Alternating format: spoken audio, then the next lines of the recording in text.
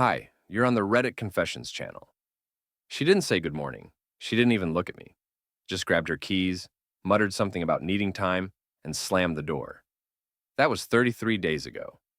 Since then, not a single text. No, hey, I'm home. No, can you grab milk? Just silence. Like I'd stopped existing, unless the dishes weren't done. And the thing is, I kept doing them. I kept folding her laundry. I even watered her stupid office cactus, because she always forgets. I thought maybe she was going through something. I thought maybe I should just wait, like an idiot. But last night something changed. She walked through the front door like nothing happened. Perfume I hadn't smelled in months. Lipstick I hadn't seen her wear since our anniversary 2 years ago. She floated past me like a ghost in heels. Then, this part makes my stomach twist. She actually hummed, like she was in a good mood. And then, casually, like asking what's for dinner, she hugged me. She hugged me. I stood frozen while she smiled and said, "Hey, do you know why my card got declined at the salon today? I had to use my backup one. It's weird. No apology, no explanation, just a hug and a billing issue." I didn't raise my voice. I didn't even blink. I just looked at her and said, "I don't pay for disrespect." Her face went pale. The smile dropped like a phone losing signal.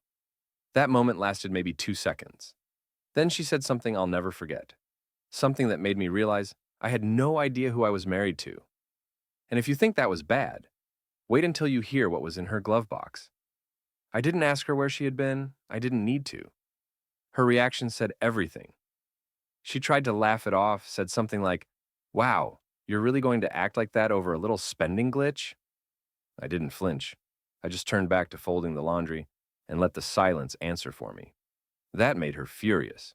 Within minutes, she was pacing the living room, making wild accusations. "So what? You're punishing me now? You're trying to control me with money?" I didn't say anything. I just kept folding. That seemed to rattle her more than yelling ever could. She stormed out of the house, slamming the door harder than she ever had before. This time, I didn't wait on the couch. I logged into our old shared Amazon account out of curiosity. I hadn't used it in months, but she never changed the password. My heart started thudding when I saw recent orders. Cologne I've never worn, a whiskey brand I can't afford, and a sleek leather wallet that definitely wasn't for me. All shipped to our house, addressed to her. I checked our Ring camera history. There he was, a guy I'd never seen before. Mid-30s, clean-shaven, too confident, walking out our front door during one of the days I was working overtime. He even had the audacity to wave at the camera like he lived here. She wasn't silent because she was stressed. She was silent because she was replacing me piece by piece. I should have confronted her. I should have screamed, thrown something, demanded answers.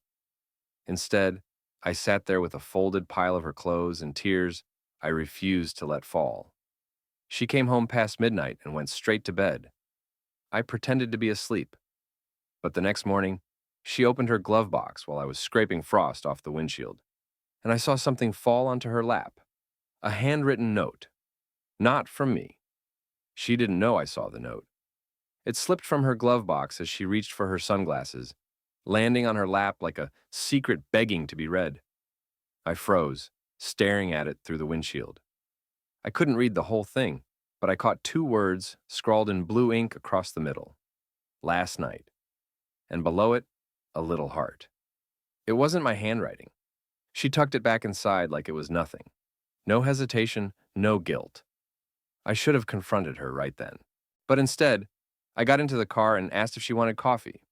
She said, "Yeah, oat milk like always," as if we were still some kind of functioning couple. We drove in silence. Her phone buzzed twice, and she tilted it away from me every time. When I asked who it was, she muttered, "Just work," and changed the subject. I let her talk. She told me about some coworker's promotion, something about gym memberships, some stupid story about a squirrel at the gas station. All of it washed over me like background noise, because all I could see was that note. That afternoon, when she left her phone in the bathroom, I checked the contacts. A new one. James Contractor. I tapped the message thread, heart pounding. The last one read, "Can't stop thinking about you." Last night was unreal. Let me know when I can see you again. Tell your husband you're working late if you need an excuse. I didn't scream. I didn't throw the phone. I just sat on the edge of the tub, the tile freezing against my feet, and read it 3 times over. Then I forwarded it to myself. I spent the next few hours walking in circles around the backyard like an idiot. I rehearsed what I'd say. I imagined packing her bags.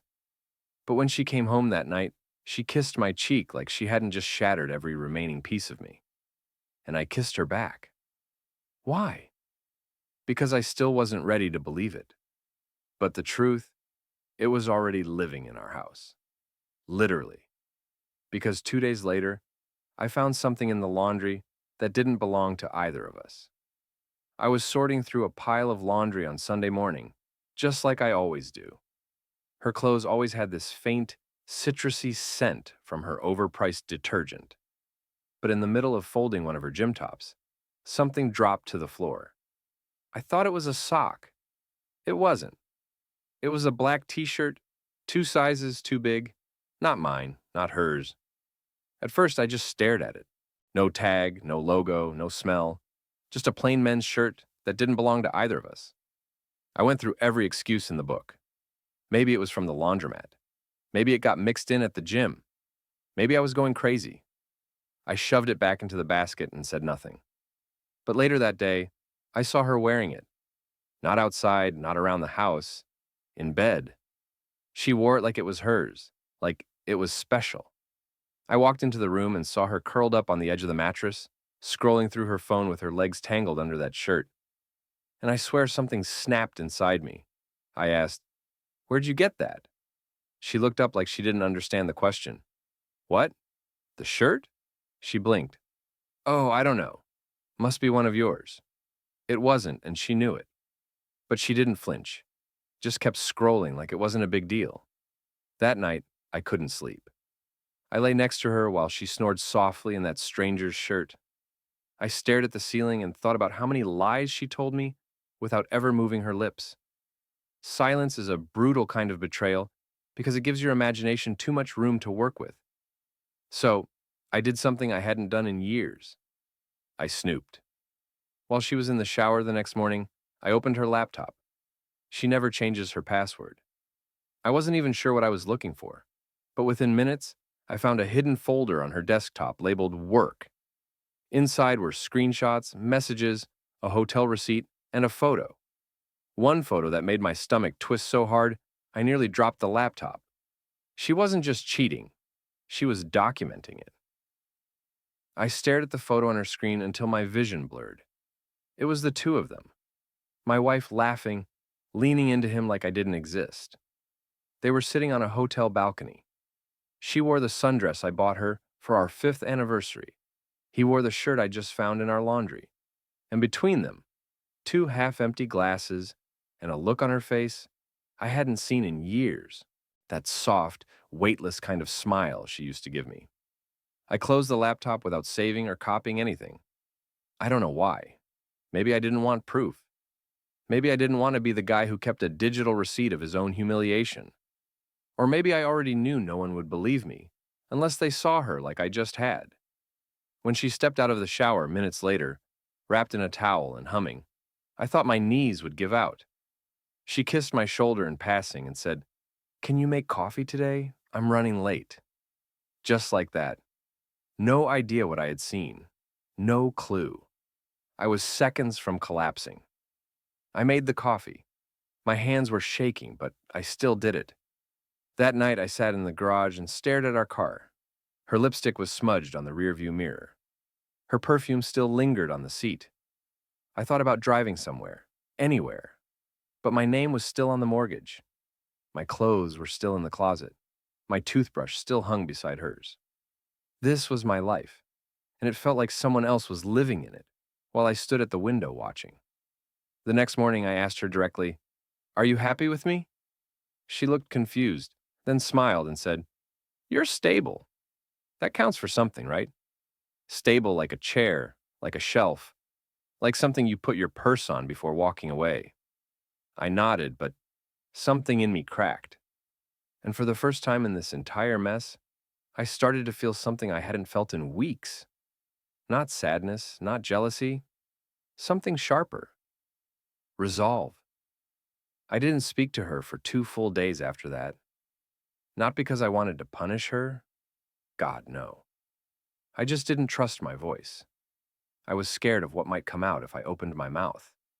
Not yelling, something worse. Honesty. She didn't seem to notice anyway. Her routine didn't change. Still left the house with fresh makeup. She still returned late and brushed off my questions with little jokes. She even called me babe again once, as if resurrecting old terms would stitch the past back together.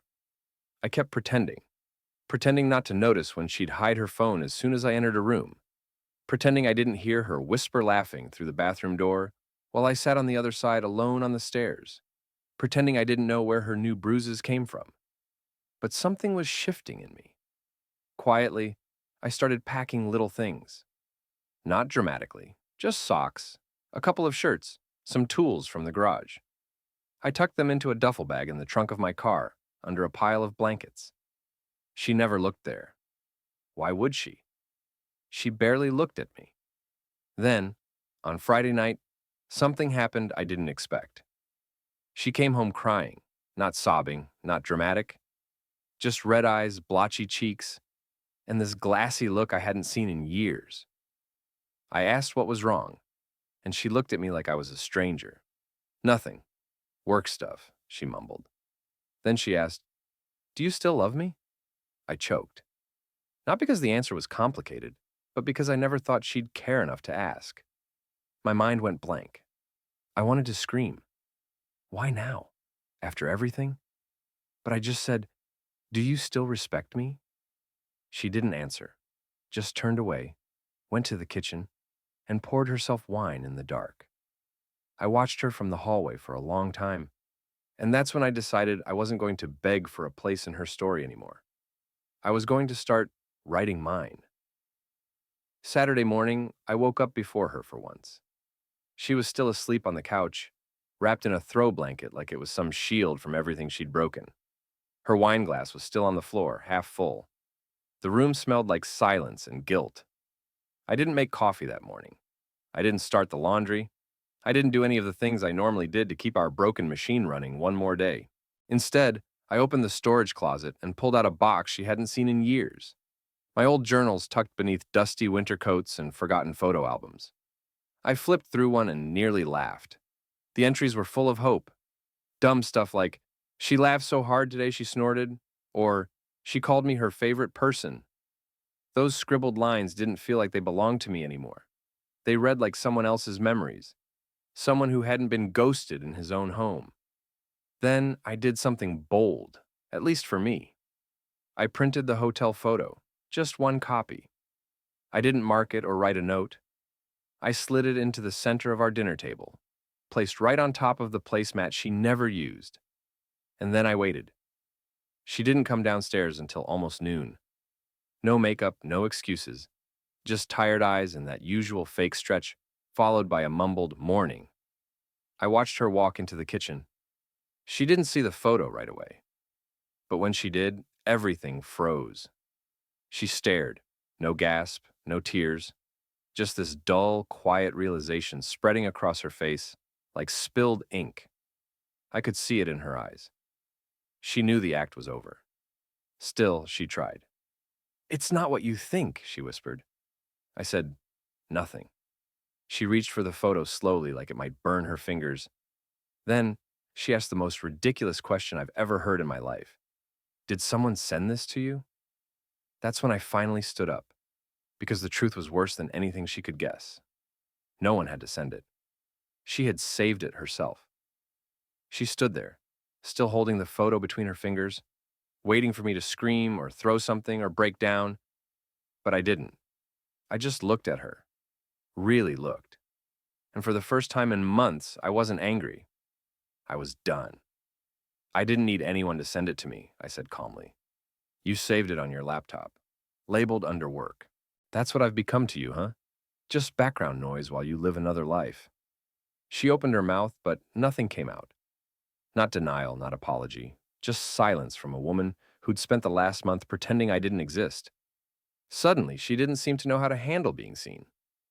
I'm not yelling because I'm not fighting for this anymore, I added. I already packed a bag. I'm not leaving because I'm weak. I'm leaving because I finally realized I deserve to be more than tolerated. Her eyes welled up, and for once, I didn't feel small. I didn't feel pathetic. I felt free. I walked out of that house with nothing but my duffel bag, my car keys, and a feeling I hadn't felt in years. Relief. That was 2 months ago. Since then, I've moved into a small apartment across town. It's quiet, still lonely some days, but I wake up and breathe without dread. I read, I cook weird meals without judgment. I talk to people. I even started journaling again. New entries, ones filled with actual hope, not desperate optimism. And the best part? I finally feel like me again. Not her background character, not her placeholder, just me. She called once. I let it ring. Sometimes closure isn't a dramatic showdown. It's just not answering when they finally notice you're gone. Thanks for listening to my story here on Reddit Confessions. Have you ever stayed too long in something that already ended? What was the moment that finally woke you up? Let me know in the comments.